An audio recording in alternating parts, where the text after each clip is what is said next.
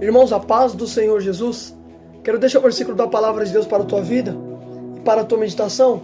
Eu vou ser bem rápido aqui, bem breve no que eu vou falar. 2 Crônicas 35, versículos número 20.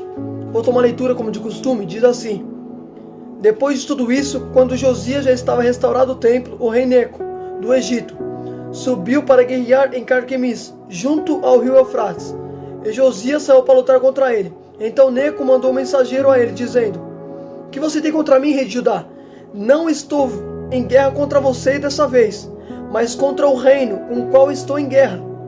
E disse-me Deus, para que me apressasse. Para de se opor a Deus, que está comigo, para que ele não destrua. Mas Josias não voltou para trás, pelo contrário, se disfarçou para lutar contra ele.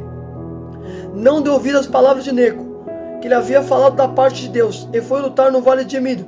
Os flecheiros atiraram contra o rei Josias. Então o rei disse a seus servos: Tira-me daqui, porque estou gravemente ferido. Irmãos, olha que palavra tremenda. Perceba um detalhe nessa passagem, 2 Crônicas 35, 20. A Bíblia diz que o rei Neco, o rei do Egito, ele vai sair em guerra lá em Carquemis, junto ao rio Eufrates.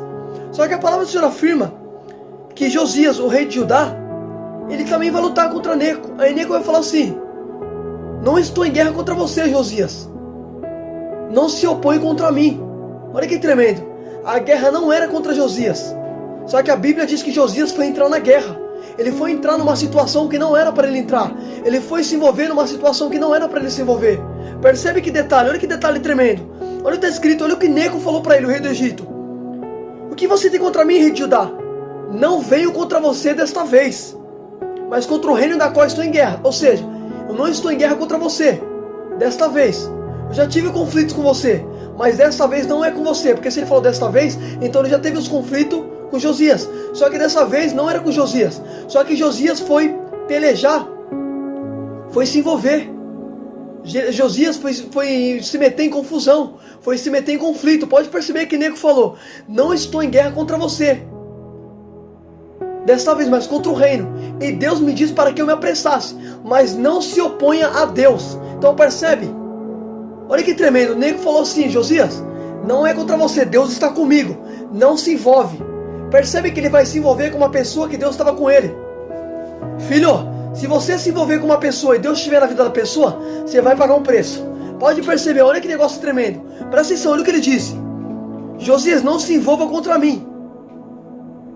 Não se oponha contra Deus, porque Deus está comigo, para que ele não destrua você. Então percebe que Deus avisou Josias: Josias, não entra na guerra, porque eu estou com Neco, eu estou com o rei do Egito. Só que a Bíblia diz que Josias não deu ouvido. Olha o que está escrito no versículo número 20. Mas Josias não voltou para trás. Ou seja, Josias que dá o de valente. O rei avisou o rei do Egito: Não se envolva, Josias, o Senhor está comigo. Só que a Bíblia diz que Josias não deu ouvido às palavras de Neco. Olha que tremendo, a Bíblia diz que foi Deus que avisou isso por meio de Neco para Josias. Só que Josias não deu ouvido. Então percebe um detalhe: não era para Josias se envolver na guerra. Tem situação que Deus não quer que você meta a mão. Tem situação que Deus não quer que você se envolva. Por que Deus não quer que você se envolva? Porque tem coisas que você se envolve, acaba sobrando para você, filho. Eita Jesus. Pode perceber, a batalha não era contra Josias, mas quando ele se envolveu na guerra, a Bíblia diz que ele foi morto. Foi atingido por uma flecha. Por quê? Porque se envolveu em situação que não era para se envolver. Deus avisou para ele não entrar, só que ele vai entrar na guerra. Vai se envolver em situação que não era para se envolver. A palavra do Senhor vai dizer: há caminhos que parecem certo ao homem, mas no final conduz à morte. Se Deus falou para Josias não se envolver, porque Deus sabia que não era para ele. Eita glória! Aleluia, Deus! Olha que negócio tremendo, irmão. Olha que forte isso aqui. Perceba um detalhe. Quando o Neco falou assim para ele não se envolver, olha o que Neco falou. No versículo número 21. Então Neco mandou um mensageiro a ele, dizendo: O que você tem contra mim, rei de Judá? Não venho contra você dessa vez, mas contra o reino ao qual estou em guerra. E Deus disse-me que me apressasse. Pare de se opor a Deus, que está comigo, para que ele não destrua você.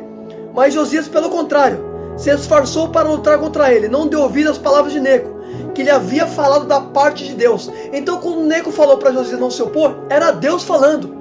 Porque a Bíblia diz que ele não deu ouvido às palavras de Neco, da parte do Senhor. Então era Deus falando para Josias não se envolver. Mas Josias não quis dar ouvido. Pode perceber que Deus avisou para ele não entrar, porque a Bíblia diz em Amós 3,7: esteja certo que o Senhor não fará coisa alguma sem revelar seus segredos aos profetas, seus servos. Então percebe que Deus avisou. Como Josias era servo de Deus, Deus também avisou para ele não entrar. Só que Josias não deu ouvido, entrou e acabou pagando um alto preço. Porque quando você não ouve a voz de Deus, você desobedece o que Deus falou, você paga um preço. Você quer ver uma coisa? O que Deus falou para Adão e Eva? Para não comer do fruto. Adão não deu ouvido para a voz de Deus, acabou comendo. E o que aconteceu com ele? Por causa de Adão, o pecado entrou no mundo. Percebe? Olha a consequência. Não deu ouvido para a voz do Senhor. Só que eu acho interessante que quando o Neco falou para Josias não entrar, a palavra do Senhor afirma que Josias não voltou para trás. Então percebe, o rei avisou: Josias não entra. Só que a Bíblia diz que Josias não voltou para trás. Ou seja, ele quis dar uma de valente. O rei deu oportunidade para ele voltar para trás, para ele retroceder. Mas Josias não deu ouvido, quis avançar na guerra. O que Salomão escreveu em Eclesiastes? É melhor o cão vivo do que o leão morto. Por que Salomão escreveu isso? Porque perceba um detalhe: o cão é um animal que se acovarda, mas preserva a vida. O leão não. O leão é um animal valente, destemido, vai para cima de qualquer um, mas ele perece por causa da valentia dele. Olha o que Salomão disse: é melhor um cão vivo do que um leão morto. É melhor se covardar e ficar vivo do que dar de valentão e perecer, filho.